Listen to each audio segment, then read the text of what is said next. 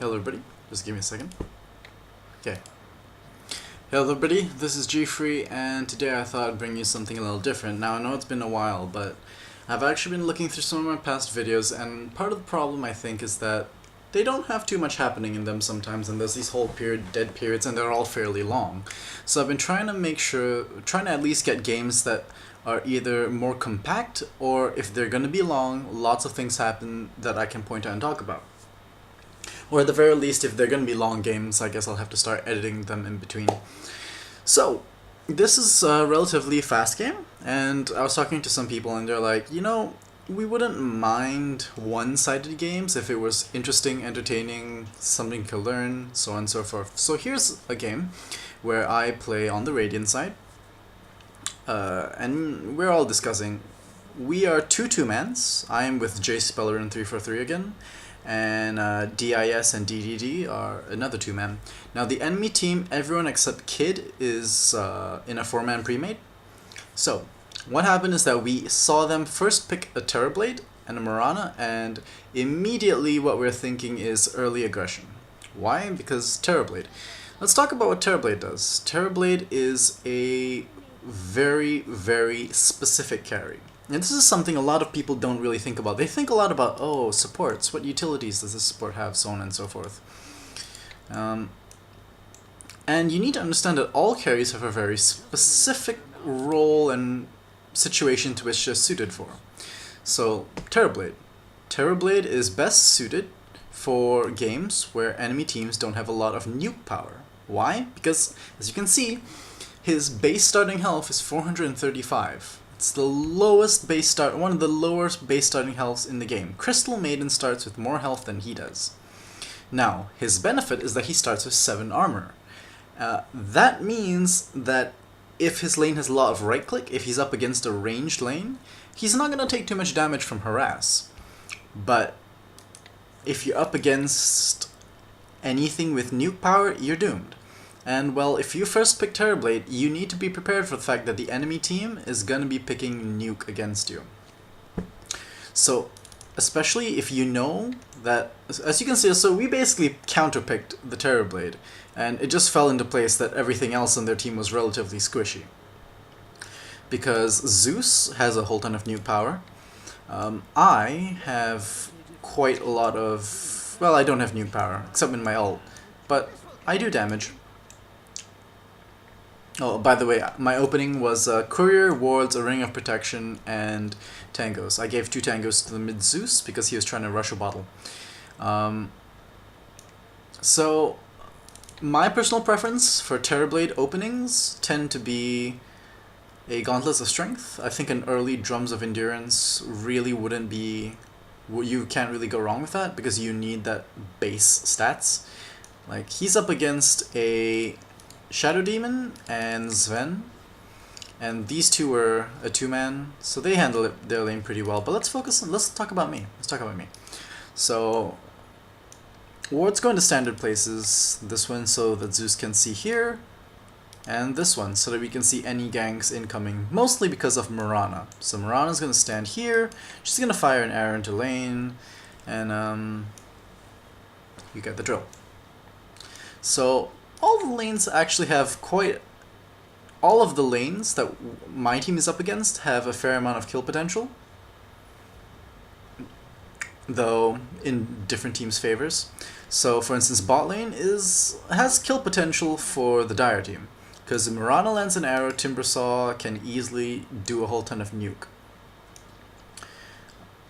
Whereas for this lane, it's very skewed. If Shadow Demon lands a few of his Shadow Poisons and Sven does his shit, they should get an early kill, because these two are really squishy and they're kind of shoving the lane. So, mid by right is in the favor of Skywrath, because Skywrath has more sustained. Every time Zeus does a nuke, it's kind of a commitment, which is why he needed to rush that bottle. So top lane gets a kill. It's very simple. It was just disruption, I think. No, it's not disruption. Oh, was it just shadow poisons? Oh, so it was just shadow poisons were landed. Zeus is getting runes. So, Sniper gets hit by an arrow. I am missing all these kills. I'm just brilliant at this. It's okay, I know where the next kill's gonna be happening. So, Sniper gets hit by an arrow. And I'll admit, this lane isn't really good for Crystal Maiden to support, because Crystal Maiden can't really harass either of them. If Crystal Maiden gets too close to Mirana, Mirana can fire an arrow, and I walk into that. So Timbersaw gets to walk up, nuke me down, and I am about to die. So that's my fault. As you can see, I just walked into an arrow. There really isn't much to learn from there. So Crystal Maiden's opening, you really want to rush that Boots of Tranquility. The movement speed boost it gives you is very important, and really Crystal Maiden generally doesn't need to do much right-clicking at all. So as long as no one tries to right-click you, you're set. So what I was trying to do is actually focus on pulling the camp, because Sniper should be able to solo lane fairly reasonably. It's just unfortunate that we were both dumb enough to get hit by arrows despite having vision. We'll play with our perspective. So as you can see, like this area, it's all set. So that's what mid looks like. Now my preferred Crystal Maiden opening is Frostbite. 2 levels of Arcane Aura, and then I'll take a point in Crystal Nova. And then all I do is actually max out Arcane Aura and Freezing Field. And then after that, I'll be maxing out Q first, because it gives more AoE potential. So why do I not like leveling Frostbite too early? Well, simply put, it's because Frostbite's damage goes up by only a small amount. I mean, the stun is fairly long, but the stun doesn't stop them from doing spells. It's not really a stun in the regular way that we understand stuns. So really I just take 1 level of Frostbite so I can always do this. Pull the creep wave, Frostbite, because Frostbite lasts 10 seconds on creeps. So you can always do this when you need to let a lane be solo. Try and give people more EXP, more gold, that sort of thing. And really, I mean, this, you can always do this. For instance, if this were a melee carry, if this were an Spectre, for instance, Spectre needs a lot of early space. Spectre's probably got really hard levels 1 to 3. And once again, this goes back to what I was talking about choosing your carries properly. So for instance, carries that fit into almost any team would be Faceless Void, because he comes with Backtrack and he comes with Time Lock. He's got a lot of utility, he's got team fight presence in his ultimate. Now Faceless obviously isn't good, for instance, if your team has a lot of melee, or if your team has people like, I would say Enigma doesn't go well Faceless, because Enigma's ultimate has a very short cast range. That's subject to opinion. So, for instance, Phantom Assassin. Well, Phantom Assassin, again, is weak to nuke damage, not as weak as Terrorblade. But Phantom Assassin...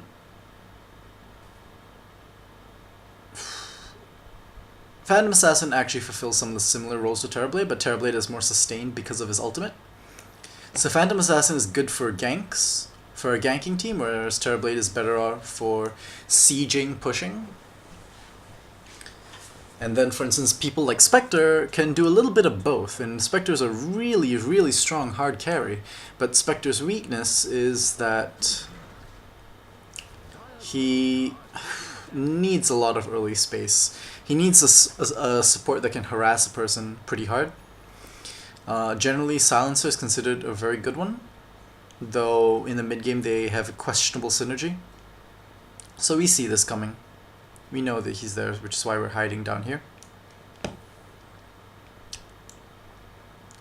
So, early on with Crystal Maiden, I should be trying to create more space than what I'm currently doing. It's unfortunate that the Mirana is causing enough,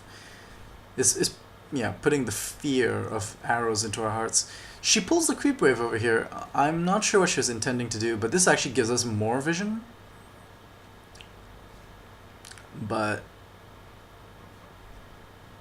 so what do you do in this situation? Well, Sniper should be trying to get the farm. Timbersaw got a lot of harassed by the sniper, so it's unfortunate, but Timbersaw gets away with like 10 health, 15 health. So that fails, but the damage helps top lane, so at least Zeus is still getting an assist there. We scared the Timbersaw off, that gives Sniper some space. And for me, I just need to be doing more warding. I get hit by an arrow, that was actually really good by her. But I land my Frostbite, do this, and she uses Leap to disjoint it. And at this point I realize I'm doomed, because the Timbersaw comes out of the fog, so that means the Timbersaw was hiding somewhere here and we didn't see him. That's unfortunate. So as you can see, I'm off to a really bad start. I'm off to a really bad start with Crystal Maiden. So really, what could I have done better? Well, obviously we shouldn't have given up those early kills to arrows, but warding, for instance, I could have used a ward here instead, because it really isn't as important to have two wards looking over the rune. It's more important to be able to see where the Mirana is coming from. In my defense, Sniper could have gone for Q, Shrapnel. You should always get Shrapnel early on because it's an impressive slow, does quite a bit of damage, gives you vision. It's utility. Like, the early points in headshot, not always necessary. So I'm rotating right now because I'm just trying to do some warding. And I didn't want to cross over the river just in case things were over there. But yeah. Skywrath backs off. We might have been able to do something to him. I'm not sure whether we would have.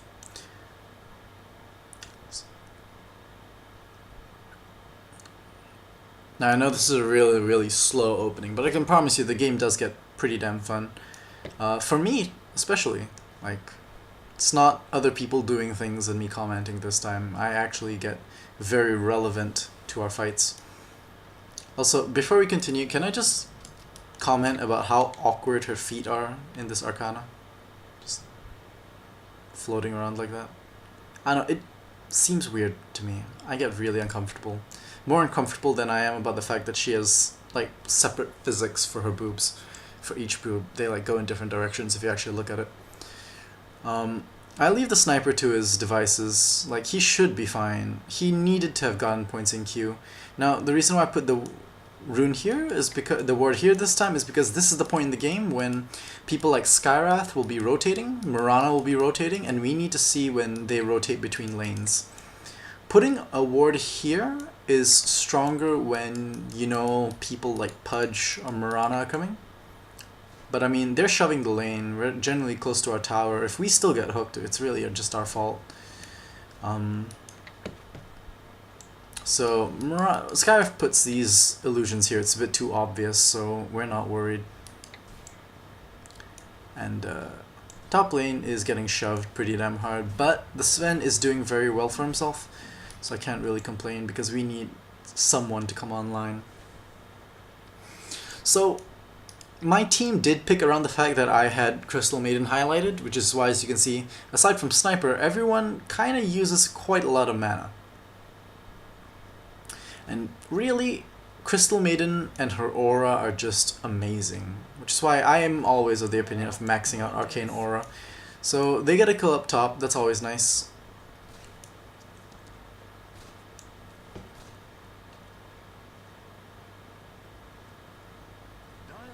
So who are the threats on the enemy team? Well, Timbersaw's a threat. If he snowballs, he can man-fight all of us, simply because kills are happening, but it doesn't matter, who cares about things that are happening elsewhere. Yeah, I tried TP in to save the Zeus, unfortunately my TP was slow. He got hit by an arrow, Skywrath did his ult, things happen, so on and so forth. So who are the threats on the enemy team? Timbersaw is an obvious threat. If Timbersaw snowballs, he can man-fight all of us because no one on my team is really tanky. Sven is a strength hero, but something about him, I'm not really sure what it is, because his stat gains are fine. But somehow along the way, Sven is relatively squishy for one of our carries. Faceless Void is another huge threat because we are all squishy, and if he gets an early damage item, he can run us over. Mirana has a lot of mobility, a lot of chase potential, so kills are happening at top lane. The jukes, the fails, but it's okay. It lasted as long as it could have. And so we see this coming, so Zeus rotates top.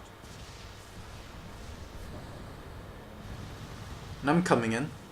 So this is really important, because this is why TP Scrolls is so important. So I just Frostbite him and he eats my ult in its entirety. And there we go. The importance of having TP Scrolls. And I've got my Boots of Tranquility, so I'm relatively mobile.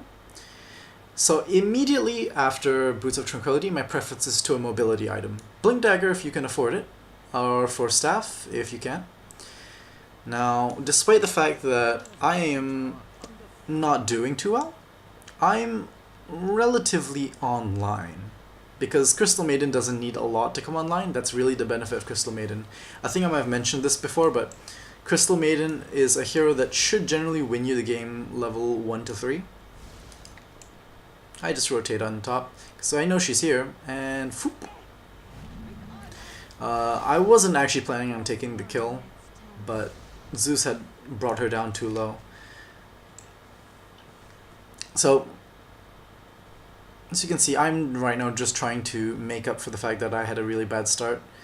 But even with a bad start, the fact that my aura exists means that a lot of lanes had more strength.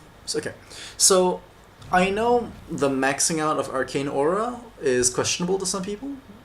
Kill Heaven and bot. I mean, some could argue it's my fault for not being there, but we have two wards right here looking over this, and right here looking over this. So some people like to max out different skills, and there are arguments for all of them. Generally, it's very simple as far as I'm concerned. You max out Q if there is a lot of the enemy team is a tri lane, or if they are a very aggressive duo lane.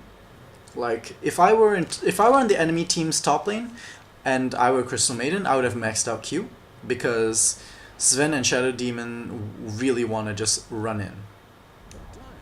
Maxing out Frostbite is if I'm in an aggressive tri lane of some sort, or even a defensive tri lane would be fine. But basically, I use it and I'm perhaps set up for a Mirana.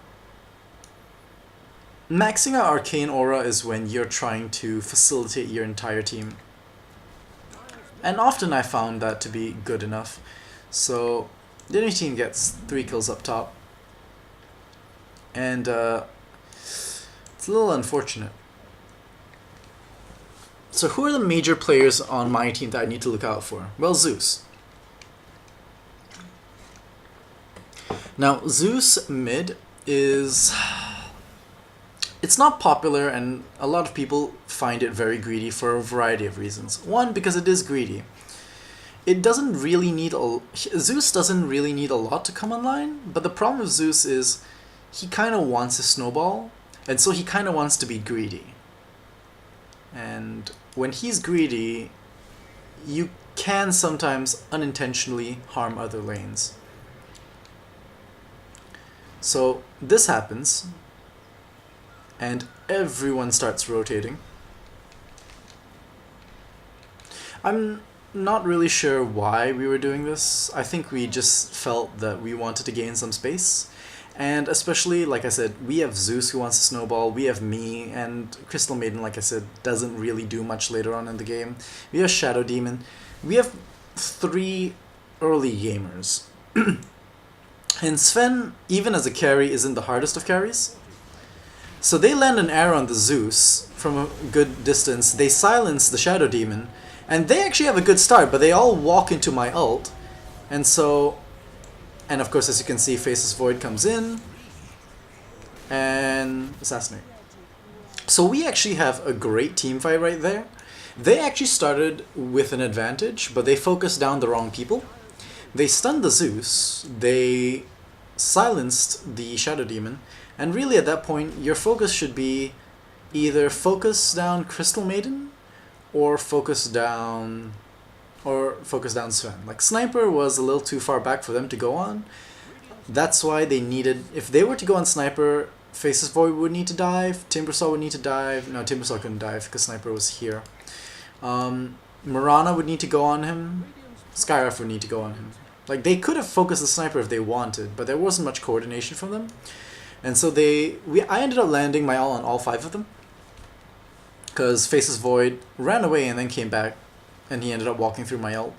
And it's significant. Like, even if the explosions don't hit people with crystal, don't hit people, and they don't take any damage, they still get the 30% movement speed slow and 30 attack slow.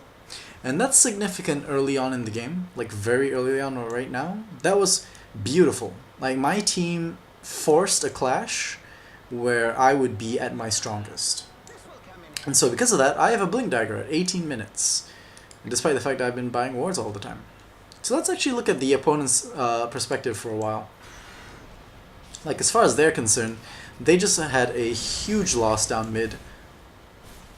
And, like, Shadow Demon's poison right now is at his strongest.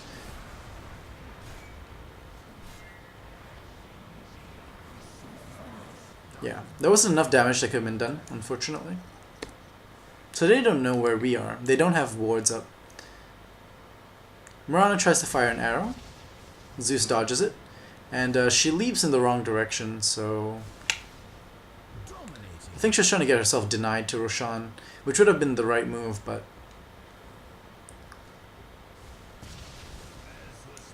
So that's an easy kill. So, burst magic damage works well against most carries.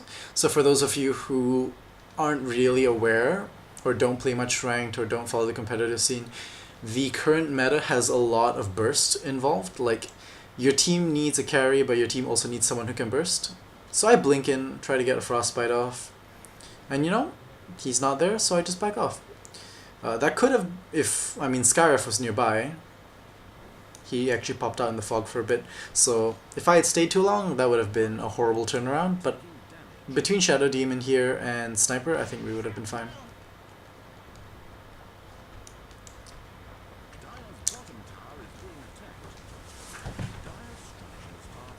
So let's talk about what the enemy team is doing. I started the game talking about this Terrorblade pick, and I think I still want to go back to it. He's got threads, it's a good choice. And Terrorblade needs that early Skadi. Hold on, clash is happening. Yep, so just because of this, Terrorblade can't walk in. And he's actually poisoned by a stack of Shadow Demon's poison. So just like this, I've actually blocked off this path. It's very hard to get reinforced. So let's go back to Terrorblade.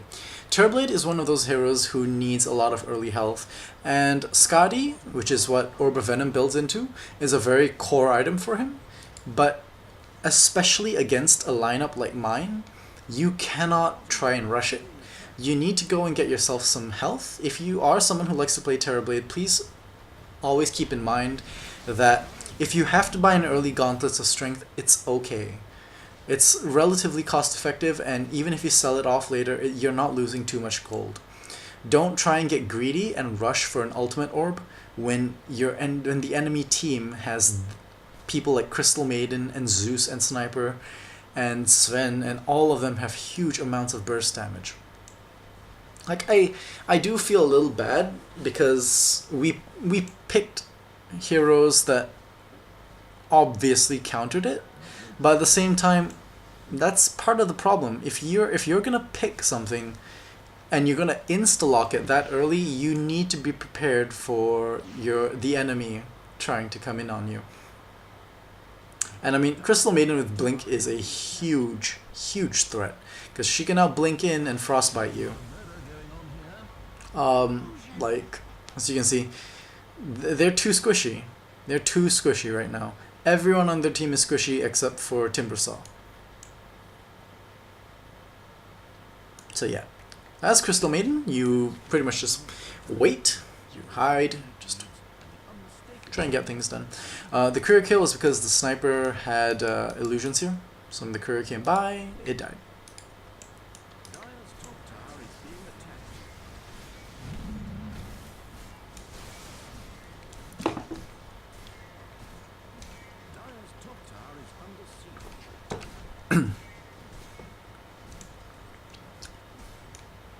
So after a mobility item, I almost always prefer a...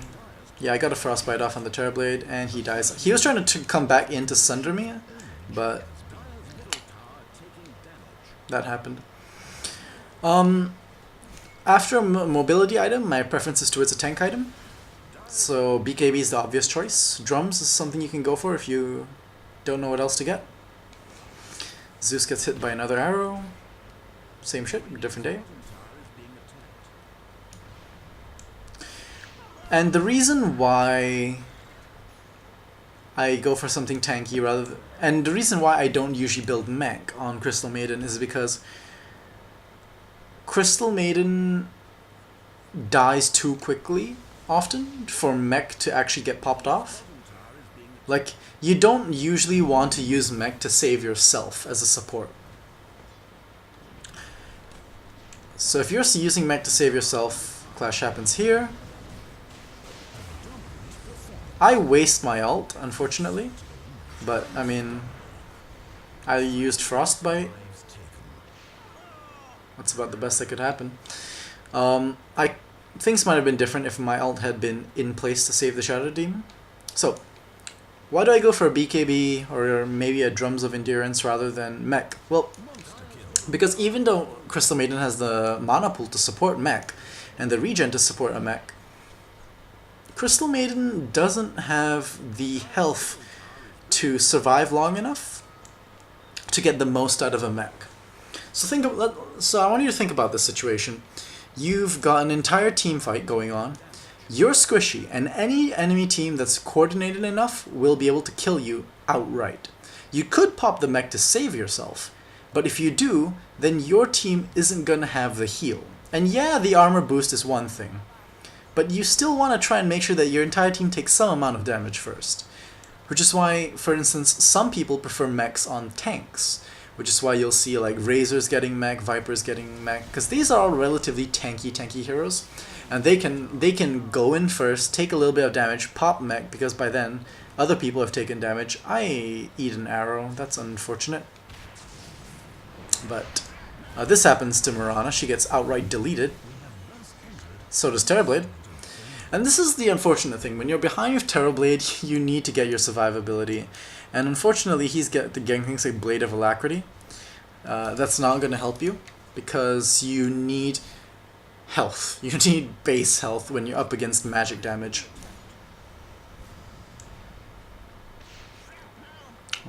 Snipers firing at the tower of his pellet gun. Like, it's going down by 20 health per hit.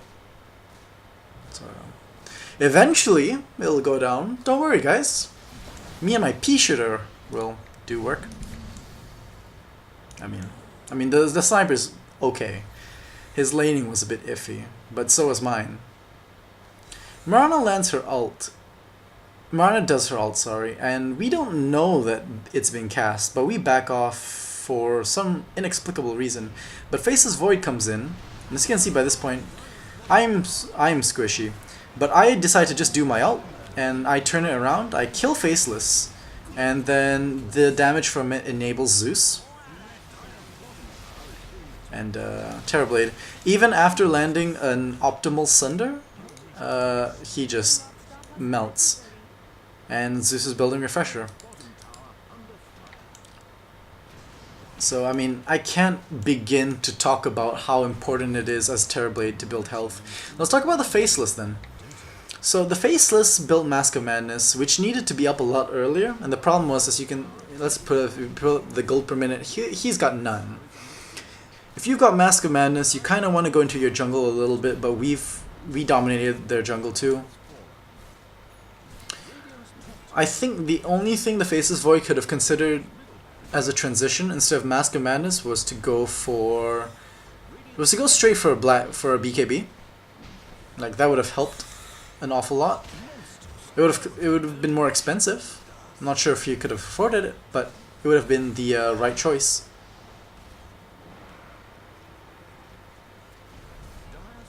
So Terrorblade's probably going to get a kill here. Oh well, no, Timbersaw gets the kill. Whatever. He dies to that.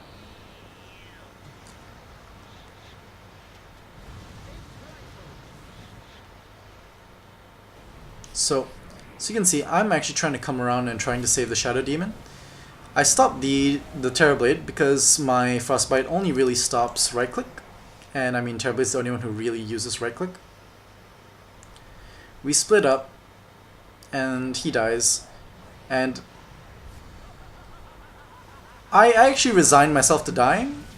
So I would go back for the rune, and Zeus just does his ult twice. And he also kills the Terrorblade, who is low on health anyway. So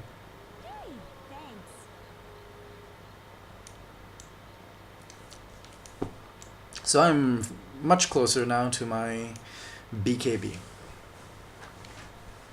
Now, where do you go in the mid game with Crystal Maiden? Now, Crystal Maiden has two ways to go into the mid game.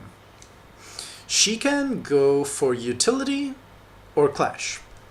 And I know that utility is good in clashes too, but that's just generic names I gave to them. That doesn't really mean anything. So the utility is when she goes for more mobility items, things, or like control items. So, I mean, if she somehow has access to the farm, she can go for a sheepstick. But more realistically, she'll be going for things like Yules, she'll be going for things like a Force Staff.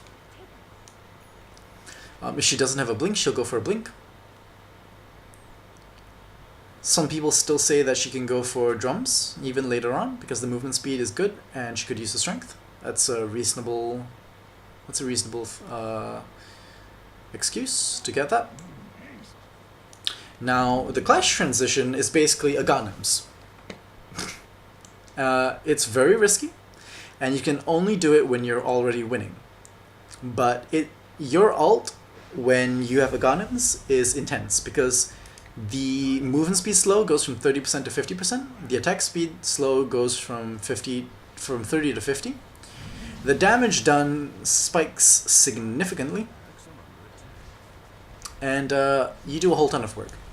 Another thing, by the way, is that if you are ever Crystal Maiden and you are behind or at equal point, or like equal, and you worry about your survivability, you can always delay things and take points in stats. With Crystal Maiden, I find it's better to play it by ear. So, unfortunately, Zeus dies, but I managed to get a kill on the Mirana, turn it around. Getting points and stats for Crystal Maiden is something that's really important, and in any equal game, I would consider getting some points in at around levels 12, 13, 14, 15. Get some early points in them. But this game is so one-sided that I have a level advantage to a lot of them, except for the Skywrath. And Skywrath is squishy anyway. So I'm like, sure. I'll take some points in... I'll take more points in Frostbite. Mind you, one thing I have to say is that even though this is a one-sided game, it needs to be noted that my team does need this early pressure. Because they went for a lot of greedy late gamers. Timbersaw is someone who wants farm, wants to get his Bloodstone, wants to get his Arcane Boots, spike a whole ton. Faceless Void is a very hard carry, and he can go in very easily. He can go in on Sniper. Terrorblade has a lot of sustained. Once he has a Skadi, his illusions are crazy strong. Yeah. And just like that, Zeus deletes Terrorblade from full health. It's quite sad. But yeah. Okay. I was trying to be nice. I was just trying to let them know stuff. I can kind of understand in retrospect that it sounds like I'm gloating. I really just felt bad at this point. Because, I mean, it's 32 minutes. And the Terrorblade has been sufficiently shit on.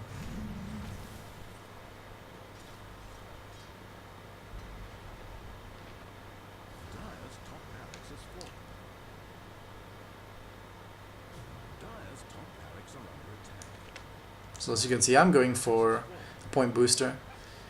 I can turn into an Aghanims later, or I could just go straight for Aghanims, depending. But since we're doing so well, I was like, fine, I'll just go straight for Aghanims. But really, realistically, you'll get the point booster early on because you want the health and you want the mana pool. And it's very important to have that mana pool because Freezing Field has such an incredibly high mana cost. But Eul's would still have been a good choice. Skywrath is still one of their better things. Words. That was unfortunate. I'm not sure why this is happening. I don't think it was visible in-game. But we see that. I see this because of the ward I had in the secret shop. This is one of the less obvious wards, by the way, but I find this is a very valuable ward to have up because it helps give you vision of this area. Now, I know a lot of people prefer to have it in this spot, and this is a very good spot to have it in, but this is also really, really obvious, and sometimes you just want something a little less obvious, so you can put it there. You can also put it here, alternatively. So I go in on the Faceless, and I'm just trying to get some farm, because even when you're winning with Crystal Maiden, do not get cocky. You are never going to be at a point where you can just walk up to the enemy team. Well, I mean, if you were level 25 and they were like level 12, sure, maybe.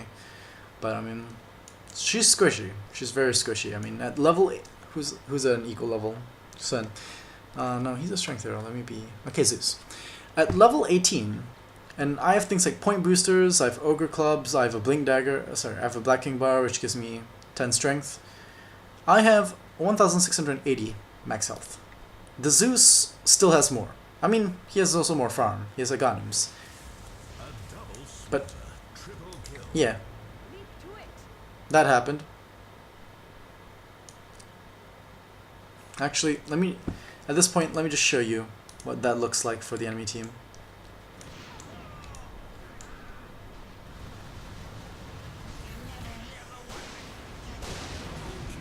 Just like that. Just like that. Let's look at it in slow motion, in fact. Is it going in?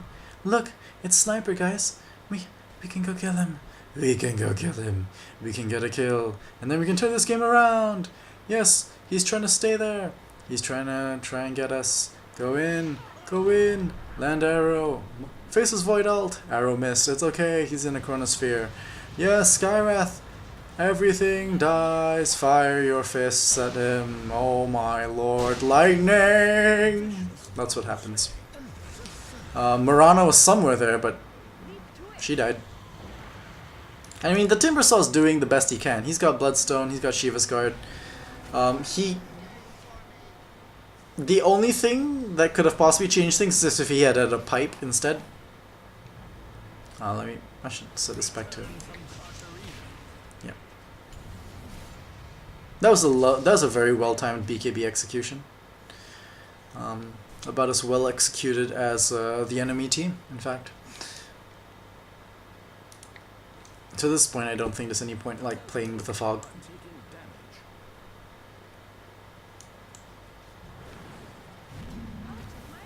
Yep, arrow misses. And really, like, I could dive at this point. And this kind of thing happens. I try to ignore it. The Terrorblade and Faceless Void were a horrible pick, but then again, they were put together in the same. And I get deleted. Oh well, my bad for moving there. I wasn't paying attention.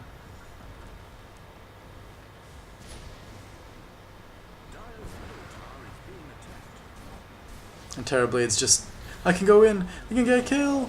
No, I can't. Oh my god. I run, run, run, run some more. Come on, Zeus. Zeus, get kills. Get all the kills. And really, Zeus is just looking at his ultimate like, I can R soon. But it's okay, the game ends. So there you go. That's a one-sided game. I get to talk a little bit about Crystal Maiden, one of my favorite count supports in the game right now. I also get to talk a little bit about hero pick, positioning, transitions, so on and so forth. Leave any questions you have in the comment section down below. Like, comment, subscribe if you want more of this. Again, I am very much open to feedback. Please let me know what else you might want to see, what you want me to focus on, so on and so forth. At least this was a much shorter video than what I've been putting up previously. Or if you preferred those longer videos where I had more to talk about because the games are more equal, let me know as well. I do have more games lined up, and I should be doing more recording soon. So until then, I'll catch you guys around. Oh, link to my Facebook page in the description down below. Yeah, so bye. Have a good night.